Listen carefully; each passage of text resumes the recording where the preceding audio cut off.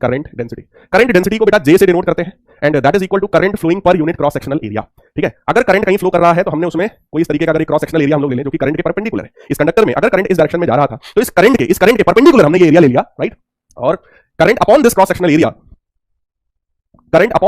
Area is known as current density. Current density का unit obvious है ampere per metre square होता है। ये एक वेक्टर क्वांटिटी होती है ना। एरिया वेक्टर बोलो इधर की तरफ होगा, एरिया वेक्टर बोलो परपेंडिकुलरली आउटवर्ड्स होगा, जिधर की तरफ एरिया वेक्टर है भैया, है ना, उधर ही की तरफ ये करंट डेंसिटी का डायरेक्शन भी होता है, राइट। सो करंट डेंसिटी कैसी क्वांटिटी हो गई मेरे प्यारे बच्चों? वेक्टर क्वांटिटी होती है क्योंकि एरिया के पास डायरेक्शन होता है, राइट। सो हम लोग इसको ऐसा भी लिख सकते हैं, एक चीज देखो, यहां पर तो करंट और एरिया वेक्टर सेम डायरेक्शन में है तो इनके बीच का एंगल जीरो है, अच्छा।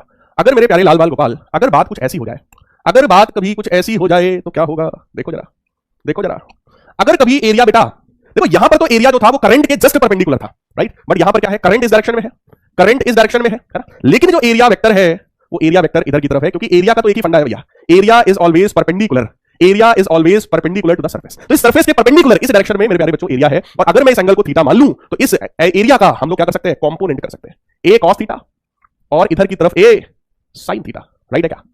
देख लो जरा ध्यान से, अगर एरिया परपेंडिकुलर नहीं है तो आप एरिया के कंपोनेंट कर लेंगे और अब आप डिफाइन करोगे current density J is equal to current upon that component of area which is in the direction of current, है ना, यानी कि a cos थीटा। तो मेरे प्यारे बच्चों करंट को हम लोग क्या लिख सकते हैं? JA cos theta. करंट को हम लोग क्या लिख सकते हैं? JA cos theta. J क्या है भैया? करंट डेंसिटी है, यानी कि current is defined as the dot product of current density and area vector, right. So current I is equal to J vector dot A vector. क्या ये बात clear है नालायकों?